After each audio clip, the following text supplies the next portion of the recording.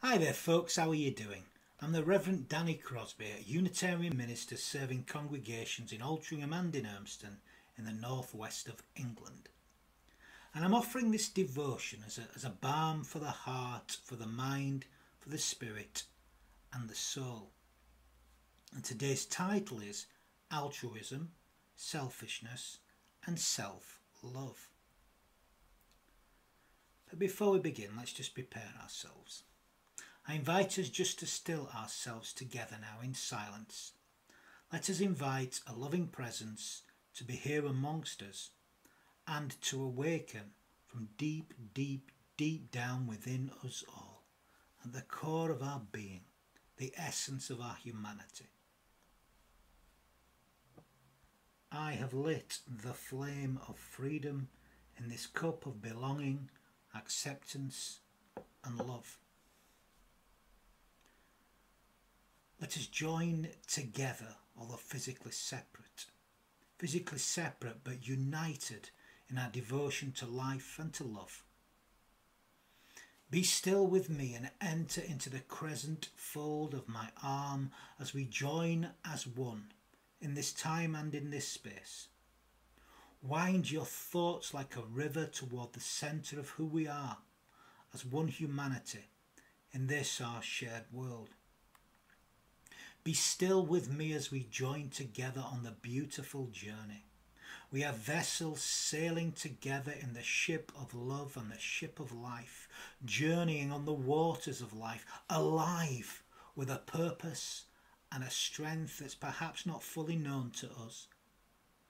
Be still with me as we enter into this time together.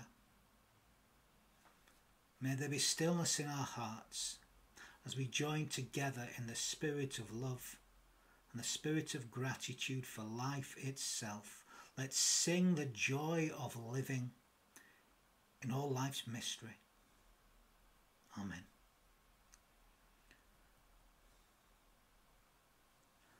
Now, last Sunday afternoon in the glorious sunshine, as we sat outside just here in the gardens and on these beautiful new benches that have been put up, after everybody else had left, I got into a conversation with a couple after worship, Megan and Jeff. They were concerned about my well-being due to personal changes in my life, recent ones. And during the conversation, I admitted to what I consider to be my personal kryptonite, if you like, my weakness, my false god, to put it another way. Sometimes I can be dominated, held down by what I think other people think of me. I do have this need to be seen as a good man, and at times this can get me in trouble, really. Now, that said, there are worse things to be, such as not caring a jot what others think of you. I don't care must be the loneliest phrase in the English language. I suspect that hell must be a state of indifference, to not care about others, to live without any thought or consideration of others. This is essentially what it means to be selfish, to think of only your own thoughts and needs, to act without any thought or consideration of others, to not care what people think of you. You matter. How you are perceived matters. Matter, if you like, really matters. And aren't we living, breathing, animated matter? It matters. It really does. You matter to me. Ever since the beginning of the first lockdown, almost 18 months ago now, isn't it? Wasn't it? Gosh, March last year.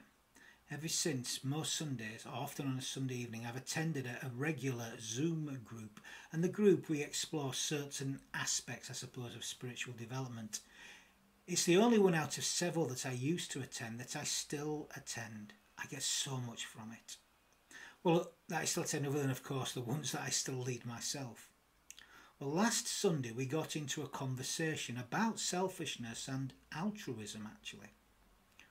One friend, a dear friend who spends a lot of her life giving of herself to others, said that there were some selfish aspects to the things that she does. Well, I questioned her on this because I don't think what she said is true. I asked her to elaborate, to explain what she means by selfish elements, which she did. I then asked her if she could explain how the fact that she enjoys giving of her time to others and gets a sense of well-being and freedom from this, it feels good, how that can be selfish in any sense, how that is in any element of selfishness about it. Again, she explained, and I listened. After listening, I suggested that what she was doing was not being selfish in any sense and being selfish at all. I asked her, do you do this purely for your own benefit and without any thought or consideration for others? Which of course she does not. I thus suggested that what she was doing was not in any way, shape or form selfish. It's just interesting that we see it that way. The conversation developed as we spoke about how we see ourselves, how we see other people, how we see the rest of humanity. And it kind of proved something, the thought I often have, I suppose, in this lovely group of people, how often even seemingly secular folk can have this kind of Calvinistic view of human nature. How often do we hear folk describe themselves, particularly themselves, but sometimes others, as selfish to the core? That their essence is selfish, which suggests really that there's something wrong with our humanity. To quote, something rotten in our timbers. I think that's from the Book of Common Prayer. Such feelings cause folk to feel guilty about doing things that give them a sense of pleasure, a sense of well-being, that makes them feel good, that gives them enjoyment, that gives them joy, like there's something wrong with that. That there should be an element of guilt for feeling good and enjoying ourselves. No, I don't think so. But it comes from this feeling somewhere inside that at the core of our being, at our essence, there's something wrong with us, and I don't think that's true. Doesn't mean we don't do wrong things, that's a different conversation entirely. I made the point, and it's a point I keep making, I need to remind myself, by the way, I made the point that it is vital that we take care of such human needs, including what gives us pleasure, so that we can be of love and service to others, so that we can actually then offer our gifts to life for all to share. And if we didn't take care of these things, these important aspects of our humanity, take care of ourselves, that someone else would have to do so for us. And in fact, if anything was selfish, it would be this. It was a great conversation, as these Sunday night conversations often are. We felt good as we logged off. We had been of service to one another, and we'd all gained from the conversation, as I'm sure others will do too as we engage with them. And there's nothing in any sense selfish in any of this. Just because we all gained from the conversation. We all gave of ourselves, and the sum of the individual parts have multiplied manyfold, to nth degrees perhaps, on into infinity and beyond. This is the strange mathematics of giving, when the commodity, if you like, is actually multiplied by subtraction. By giving, each individual giving, more is gained than was given to begin with, and all gain. Yes, I know it doesn't make common sense, that, does it? But then we're dealing in uncommon sense here, you know. And there's not enough uncommon sense in this world.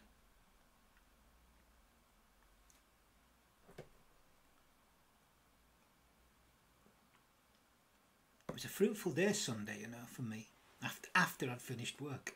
Because that afternoon I'd had another interesting conversation with another friend who's affectionately known as Aussie Steve.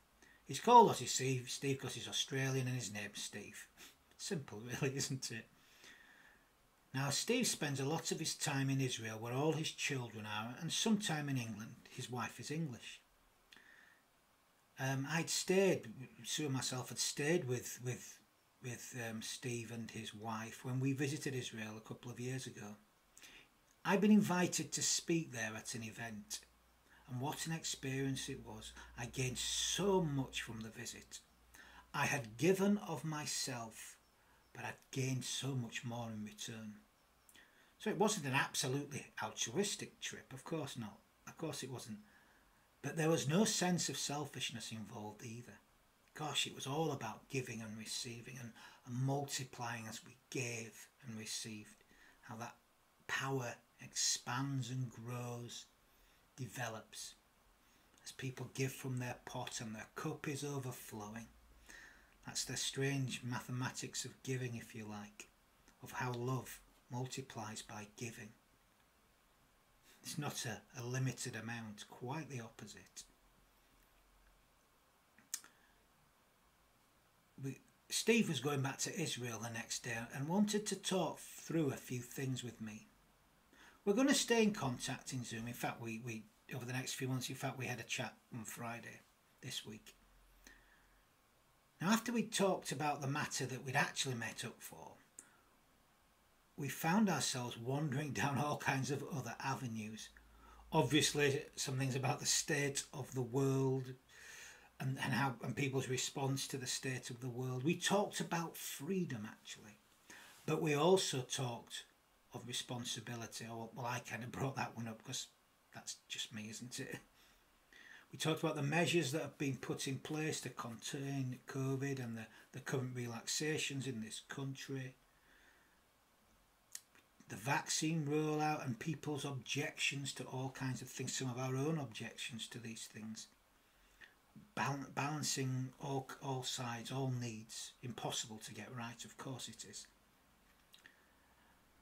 I quoted Viktor Frankl to Steve. I didn't quite quote him accurately because it's not always easy, and I haven't quite got the twinkle perhaps that he had.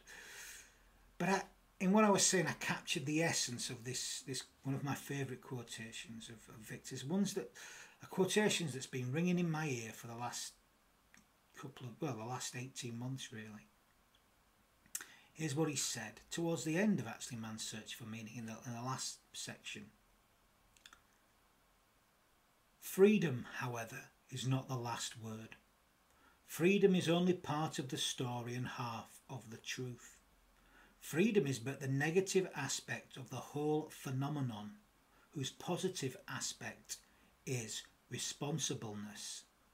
In fact, freedom is in danger of degenerating into mere arbitrariness unless it is lived in terms of responsibleness. This is why I recommend that the Statue of Liberty on the East Coast be supplemented by the Statue of Responsibility on the West Coast.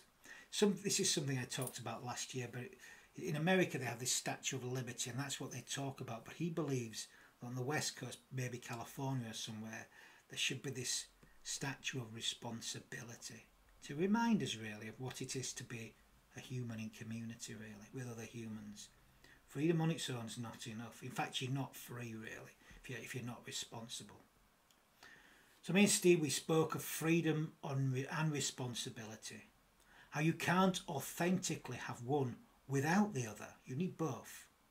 How to truly live with freedom and responsibility for our own actions, but also understand that, we have a shared responsibility for the society in which we live, that we are communal creatures, and that actually this is the essence of true religion and true spirituality, actually.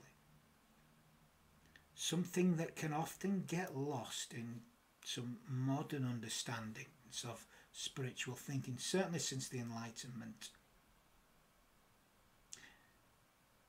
We lose this sense of being part of something greater than ourselves, and modern talk of freedom often loses this essence. It's all about me, myself, I. Kind of loses the whole object, actually.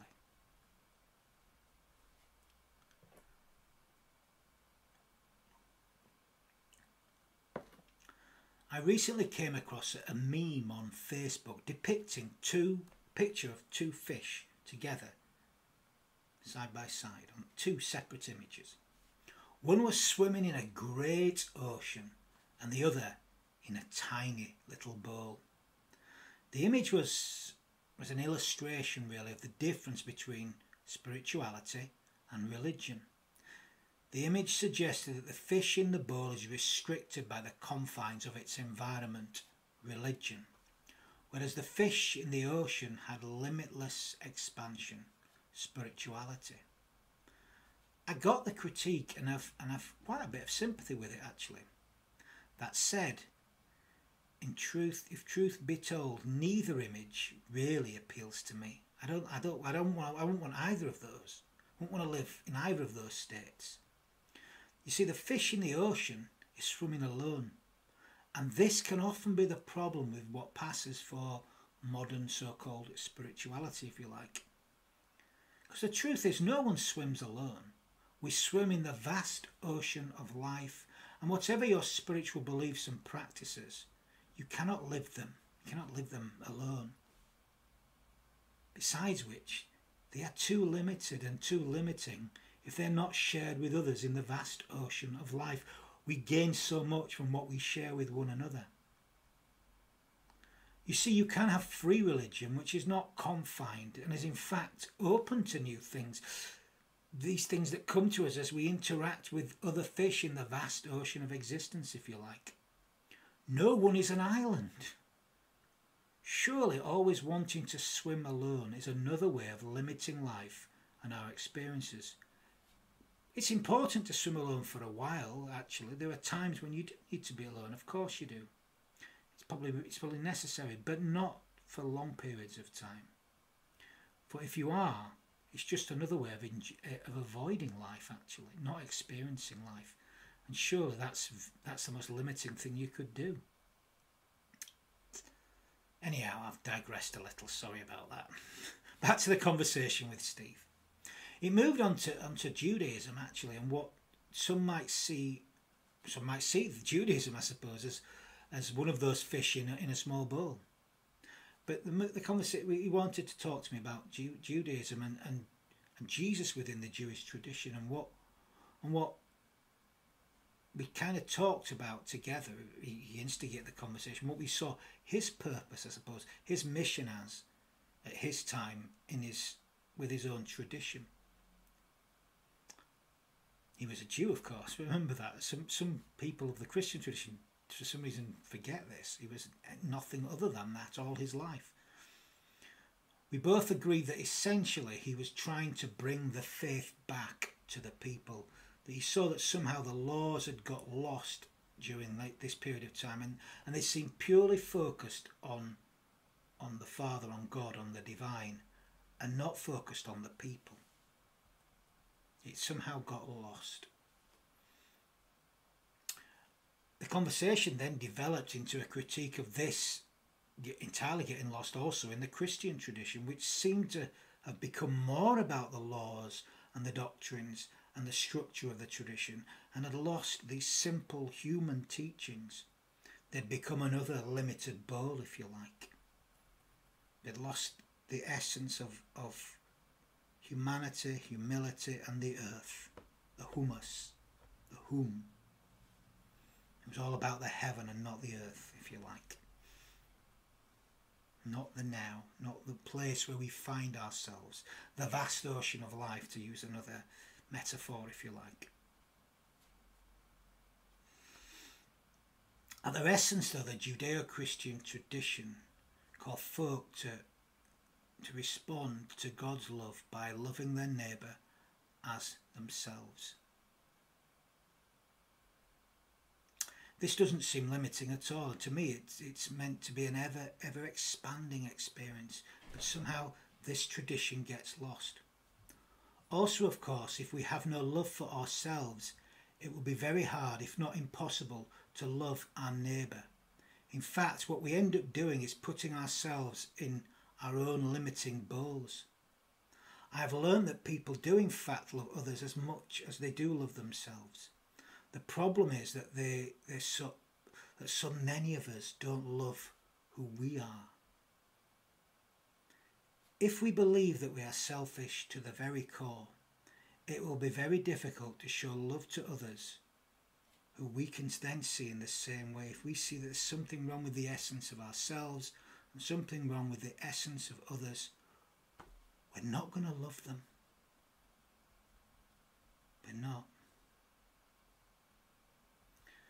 The essence of the Judeo-Christian tradition, if you like, in fact virtually every single tradition, spiritual, whether it's spiritual or not actually, throughout human history, although perhaps with less theistic language than this, is perhaps most clearly stated in the following response by Jesus to the question, which commandment is first of all?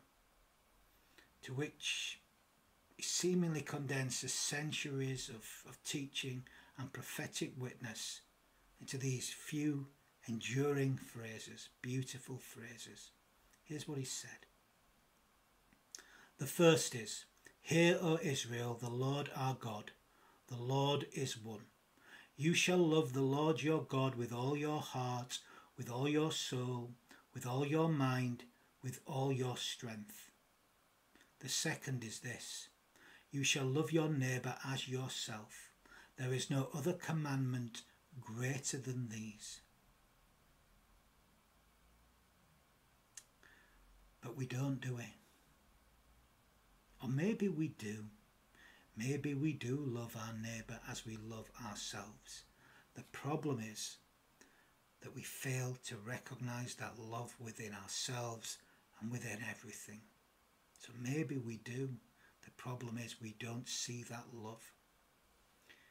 Even within my own free and open tradition, the Unitarian tradition, folk have often focused on the love we have for our neighbour, this sense of offering unconditional love, which is essential to living in spiritual community, of course. And of course, it's the essence of my own phrase, "Come as you are, exactly as you are, but do not expect to leave in exactly the same condition." So we do that, but the problem is, of course, that sometimes we forget to focus on the true love, that we feel and recognise deep within ourselves. Do we always see decency in ourselves? Because if we don't, we're never going to truly love our neighbour, for we will love them as we love ourselves. And if we don't recognise that love within ourselves, it's not going to be very loving at all, is it?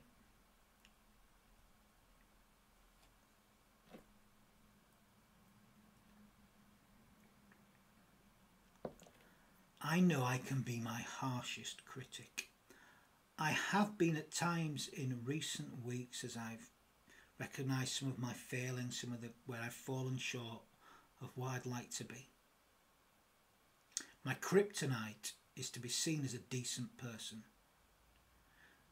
And I think this comes from a sense, at times at least, that I must sense at times, or feel at times, and I know I do, that fundamentally deep down within, there's something wrong with me.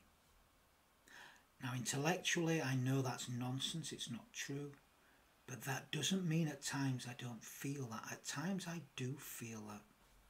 I even voiced it once last week, and it was in that conversation I had after the service, it was mentioned. And I tried to explain it's not how I feel all the time, but I feel that sometimes, and I don't think I'm alone. In fact, I know I'm not alone in feeling like that. I have witnessed, I have heard it in conversations all week. And in some ways it's not always a terrible thing. Because to recognise that in myself helps me to recognise that within others, that we all feel that at times. It keeps me grounded with the people I share life with. But it's more important, in fact it's absolutely vital, to recognise this love that is at the core of all our humanity, and to bring that love to life, to share it, that gift, that beautiful gift with one another. William Sloane Coffin put it beautifully in the book Credo. What a wonderful thing it would be if once and for all we could lay to rest the notion that it is a virtue to love others and a vice to love oneself. For what is vicious is not self-love, but selfishness, and selfishness is more a product of self-hate than self-love. All forms of selfishness are finally forms of insecurity, compensations for a lack of self-love. In recent weeks I've needed to care for myself. Yes, I am fulfilling my duties, not just professionally but in life in general. That said, I'm also taking care of my personal needs too. It is vital I do so in order to feel love and to let others love me too. This allows me to love my neighbours as I would like to be loved too. Taking care of yourself, practicing self-care, to use the modern phrase, is not being selfish at all. We need to take care of ourselves for so many reasons. And taking care of yourself is being responsible too. By the way, if you don't take care of your personal needs, it means that someone else will have to too. And that's perhaps the most selfish thing that you could do.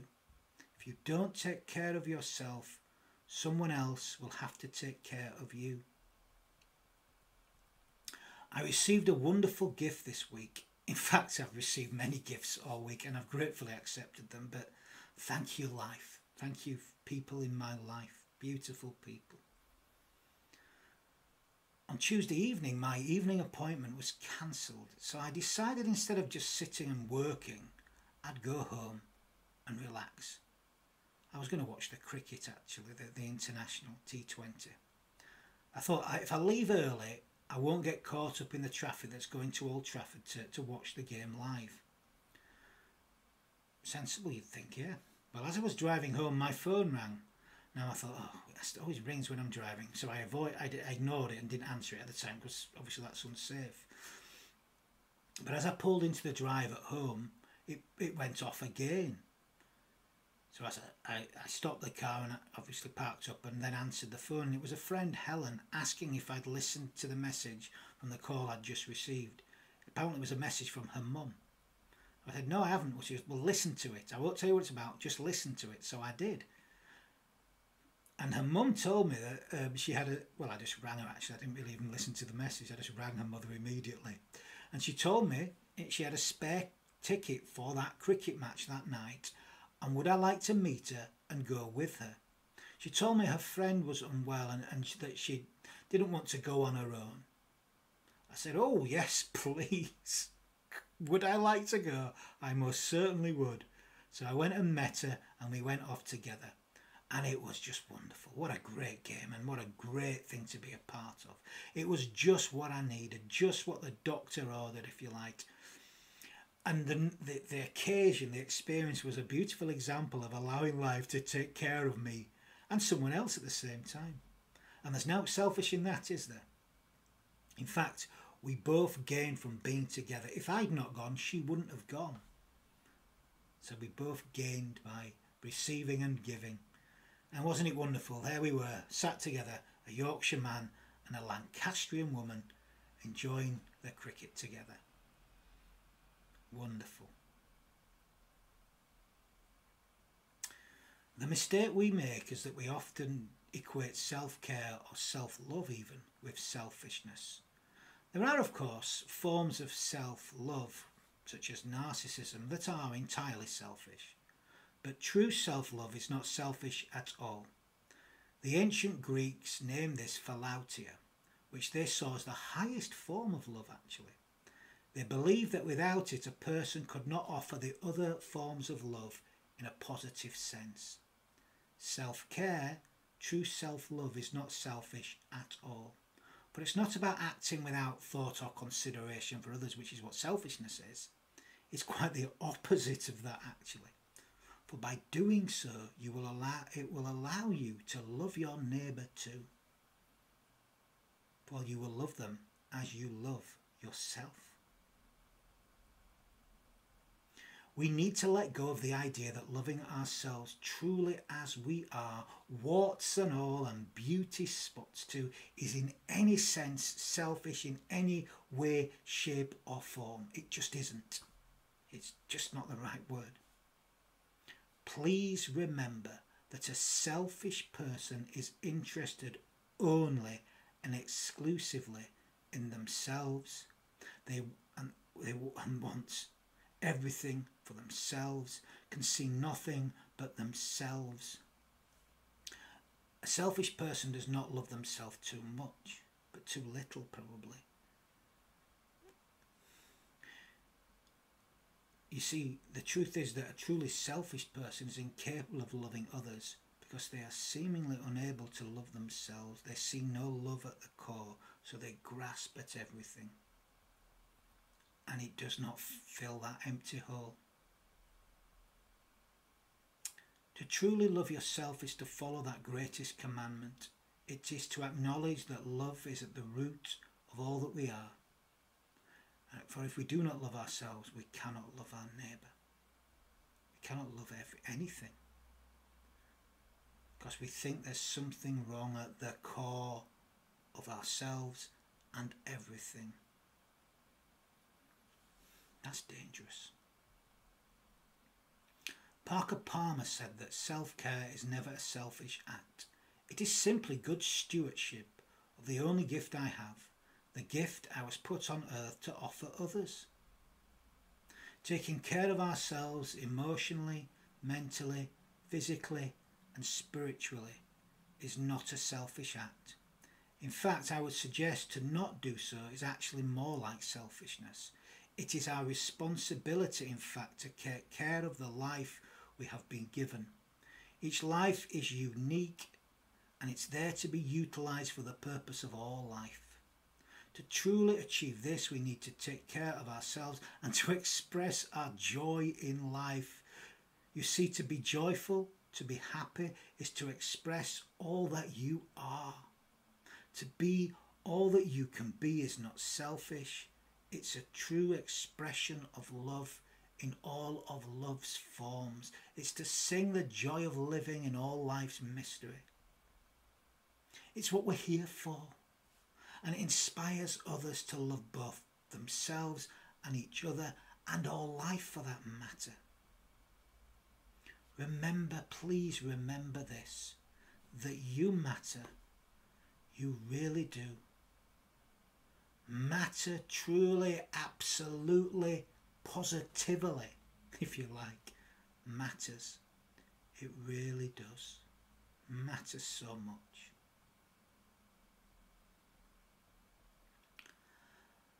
I'm going to end this little reflection with a few words of blessing. Gosh, we need to bless more. And we can all bless. We need to bless, really. And we bless by giving our hearts, our whole hearts, to life. So let's begin now. Let's give our whole hearts to life. So some final words of blessing.